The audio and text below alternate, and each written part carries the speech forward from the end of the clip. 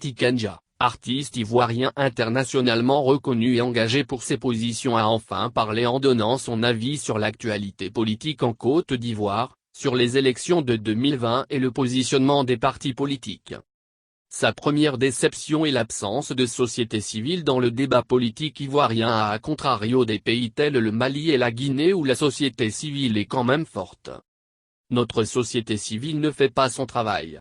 Aussi nos chefs coutumiers et religieux doivent mériter leur salaire et sortant de leur palais pour dire à nos dirigeants qu'il n'est pas possible que le pays retombe dans la crise, regrette-t-il. Selon lui, la coalition au pouvoir est un complot, le RHDP est un complot contre les Ivoiriens. On a l'impression que le groupe s'est construit pour partager le gâteau depuis leur arrivée au pouvoir.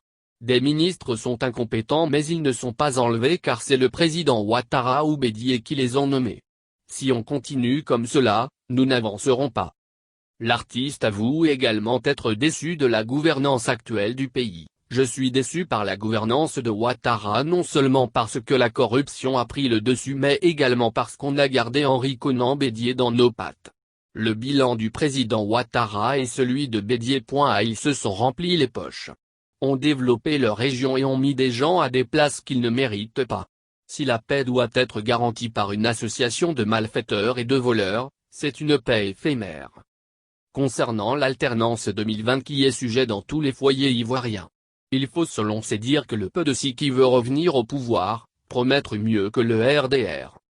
Tikenja est l'un des artistes ivoiriens qui n'a pas encore demandé la libération du président Laurent Gbagbo actuellement à La Haye.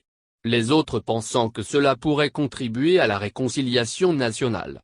Il justifie cela par le fait qu'il ne voit pas en Laurent Gbagbo le panafricanisme qu'on lui attribue. Je ne peux pas demander la libération de Gbagbo car je ne l'ai jamais rencontré, je ne connais pas à l'homme et je ne vois pas en lui un panafricaniste. Parallèlement, il a profité pour dénoncer l'emprisonnement des proches de l'ancien président Gbagbo qui, comme le président Ouattara, avait des suiveurs.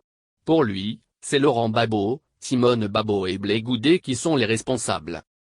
Il faut donc libérer les prisonniers politiques ou qu'on dise exactement ce qu'ils ont fait car la population est dans le flou.